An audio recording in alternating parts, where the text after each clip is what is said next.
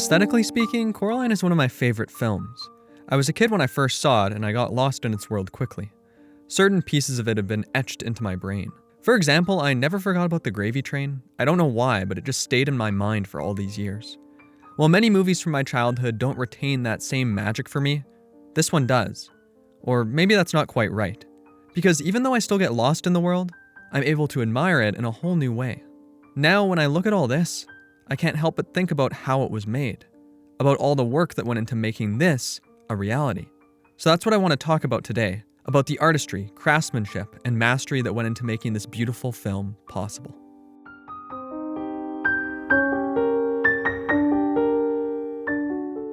Coraline, you only dreamed you ate all that chicken. Take your multivitamin, at least. You were in the dream too, Dad. 2 to 7 seconds of footage. With Coraline, that's how much an animator could get done in a week. Those numbers, they're staggering, mind-boggling. If I hadn't seen the movie, or if I didn't know more about how hard it is to make animation, I'd wonder how it would even be possible to get such a small amount done. But in reality, they're probably reflective of how long it takes to make any high-budget stop-motion animation. See, there's a video on LAIKA Studios' YouTube channel where one of the animators works on setting up a single frame. He's carefully marked down where each piece needs to be in each frame, and he runs around the set putting them in place. He moves 1 ship, 2 angels, 6 background panels, 1 trapdoor, and 1 slider. Some of these movements are so precise that he needs to put on a magnifying glass to see where they need to go. On top of that, he animates the puppet using carefully placed gauges to measure her position. The level of planning that goes into this is beyond impressive, never mind the execution. After all, it's not enough to just plan, because the puppet needs to move with emotion, with life that's given to them by the animators themselves.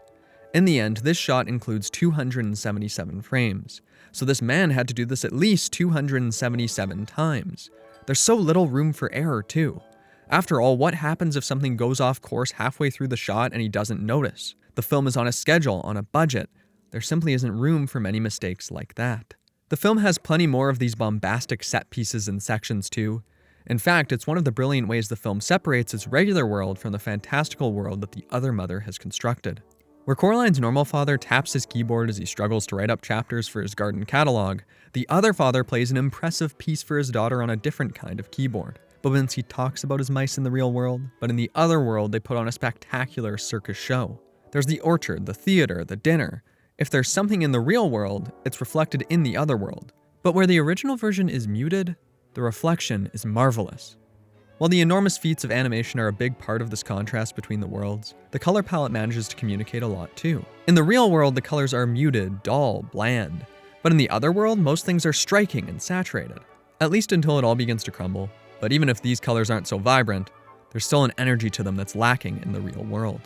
The various creative settings on display here would be impressive in any film, but they're particularly impressive in Coraline because pretty much everything was made by hand. The trees, flowers, water, slugs, mud, pipes, drinks, carpet, and so much more. All of it painstakingly crafted in miniature. While it's tempting to discuss the larger sets more, smaller pieces are just as important. The puppets are an obvious part of this, but there's one thing I somehow never considered until I went to make this video: the clothes. Because these clothes are tiny. For an example of how much work making the clothing would be, let's look at Coraline's pajamas. Due to wear, tear, and the multitude of scenes that needed to be shot, 30 sets were put together.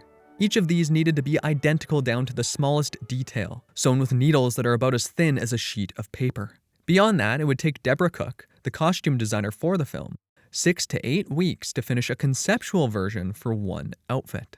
Of course, this leads us to the dolls themselves. Making these things live and breathe, it's hard for me to even fathom. Each of these artists needs to have a deep understanding of how humans move and emote. This way, each of them puts on an incredibly technical performance through the puppet itself.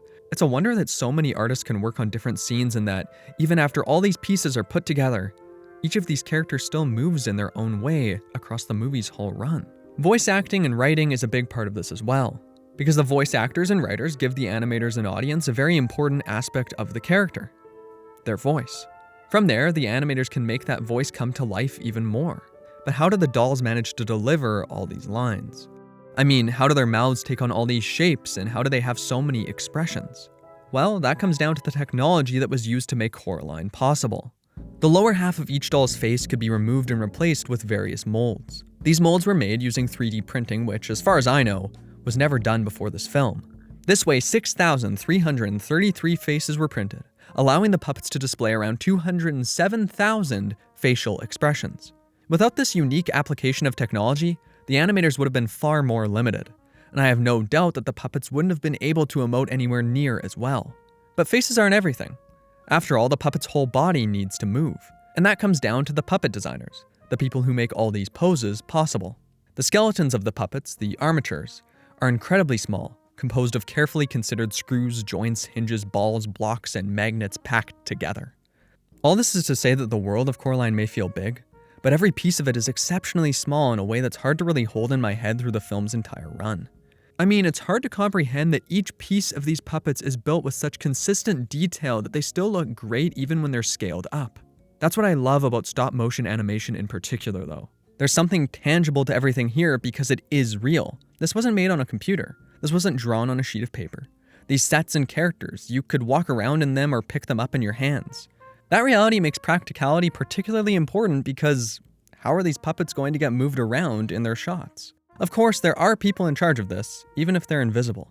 After all, if they and the animators have done their job well, we won't even be able to see they were there providing the mechanisms necessary to move these puppets. Even so, there's a creativity to this work that I find particularly admirable and mystifying. Here, Oliver Jones, who is part of LAIKA's rigging team for Coraline, discusses how he and his co-workers went down to the supermarket and picked up dog toys, which they then cut and modified to create flower petals that open and close. These artists have an eye for finding potential in everyday objects that I find brilliant and incredibly impressive. Magic. That's really the word that comes to mind when I think of this film and of good stop-motion animation in general. Even so, I hesitate to call it that because, at least for me, calling it magic gives the sense that it just happens.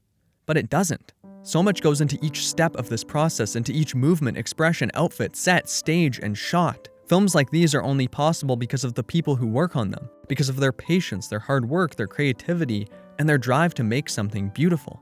And I think that's something definitely worth celebrating. So next time you're sitting down for a movie night, I recommend any of LAIKA's films. Sure, Coraline is their most popular one, but any of their films are worth watching for the animation alone. It's especially a shame that their latest film, Missing Link, was a total box office bomb. So if you like Coraline or if any of this sounds interesting to you, check out their other films. I think they're definitely worth your time. Either way, thank you for watching, and I hope to see you again soon. Bye-bye for now.